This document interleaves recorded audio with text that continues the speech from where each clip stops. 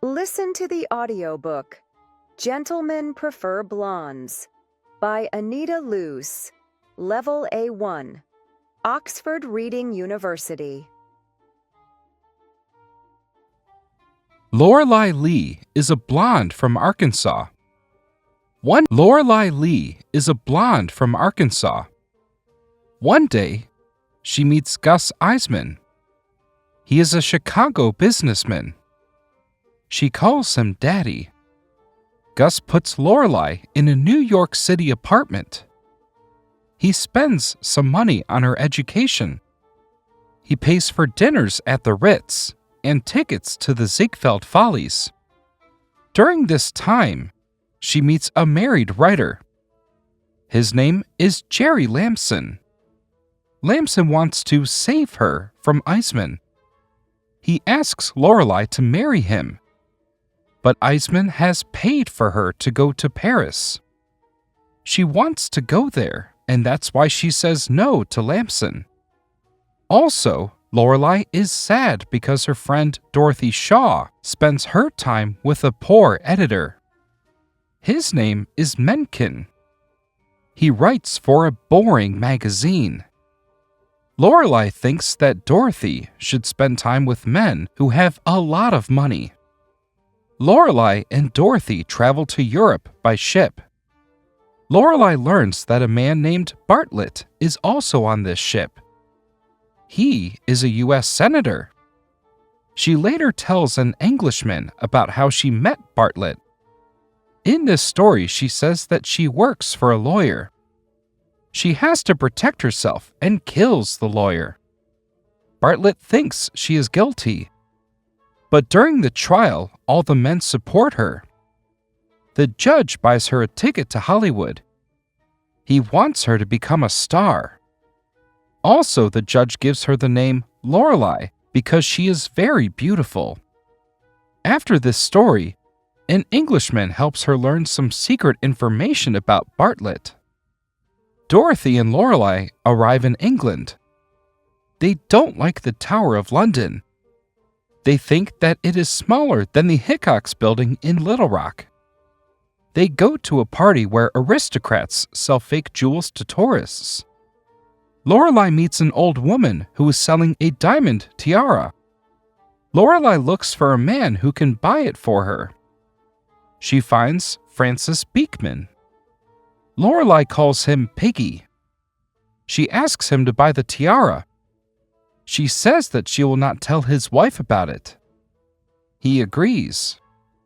Dorothy and Lorelei come to Paris. They are more excited by jewelry shops than by the Eiffel Tower, as they call it. Beekman's wife is very angry and tells Lorelei to return the tiara. Dorothy protects Lorelei. She says that Lady Beekman can't do anything to Lorelei. Later, Lady Beekman asks a French lawyer and his son to help her return the tiara. The father and son like Lorelei and Dorothy because they are very beautiful. The men have dinner with them. They pay for the dinner with Lady Beekman's money. Lorelei has a copy of the tiara. She lies to the father and son and gives them the fake tiara. Eisman arrives in Paris. He goes shopping with Lorelei and then leaves for Vienna. He puts Lorelei and Dorothy on the Orient Express. There she meets Henry Spofford. He is a very strict man and a moral reformer. Lorelei lies that she is a reformer too. She says that she is trying to save Dorothy from her bad behavior. In Vienna, Spofford asks Lorelei to meet a Dr. Freud. Freud can't work with her. Later, Lorelei tells her past history to Spofford. He feels sorry for her and compares her with Mary Magdalene. Then, Lorelei meets Spofford's mother. Lorelei says that she is a Christian Scientist. Also, she says that her religion allows her to drink champagne. They drink too much, and his mother decides that Christian Science is a better religion than Presbyterianism. Lorelei gives her a hat and cuts Spotford's mother's hair to put it on. Soon after, Spotford writes Lorelei a letter. He asks her to marry him. Lorelei decides to use this letter. She wants Spotford to break the promise so that she can take all of his money. Lorelei decides to go shopping and pay with Spotford's money.